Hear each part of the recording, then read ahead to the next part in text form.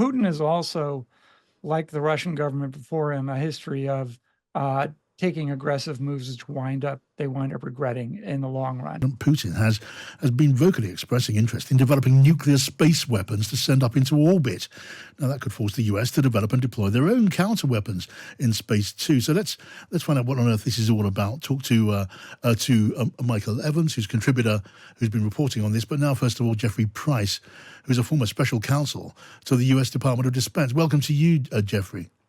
Thanks for having me. You're welcome. So, I mean, we heard the first inkling of this yesterday when the word was going around and being reported, Jeffrey, that there was talk of a special intelligence briefing in Washington on Capitol Hill. The reporting is that it's about this, and there's clearly a certain amount of alarm. So it is alarming, and of course, what we know is just what is press reports from what is and should be classified. So a lot of this is speculation, but it's either a nuclear-powered anti-satellite weapon or a nuclear weapon that will go into space. Either one would be incredibly destabilizing and dangerous. We rely on satellites for so much, for communication, for navigation, for weather, for knowing what's going on the Earth. And those networks of satellites are incredibly vulnerable if space becomes militarized. So the United States has been trying very hard to stop this from becoming a trend, including a moratorium on what's called direct ascent anti-satellite weapons. This is a different kind, but it would be very dangerous and destabilizing if the Russians pursued it. Yeah, it's right, isn't it, that Vladimir Putin has been pretty open about his ambitions to develop space weapons, in which case this can't have come as a complete surprise. Are we then underprepared for what seems to be, if the reports are correct, what seems to be coming our way? Well, he has tried to use whatever means at his disposal to counter what he sees as asymmetric advantages of the United States and the West, including in space.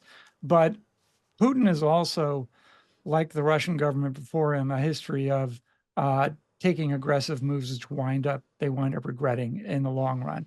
An anti-satellite race would hurt everybody. Right. And threatening satellites would wind up being a lose-lose for everyone in the world. So hopefully this can be countered and reversed. And there are various diplomatic efforts that the United States and others are pursuing. There was a vote in the United Nations to ban direct ascent anti-satellite weapons that passed by 155 votes with 9 against.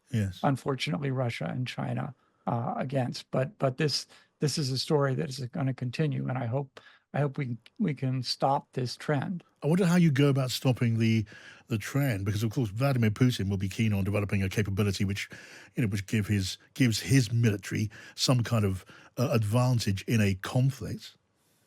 I mean, he has to know that if he goes down this route, there will be countermeasures. And just like the SS-20s in the 1980s, just like various other adventures that he's engaged on, there will be consequences if he goes down sort of a provocative, aggressive route, and hopefully sense will prevail, because no one will benefit from an arms race in space. I guess you could say the same for a nuclear missile exchange. But it was good to get your thoughts, Jeffrey Pryce, there, former special counsel at the US Department of Defense.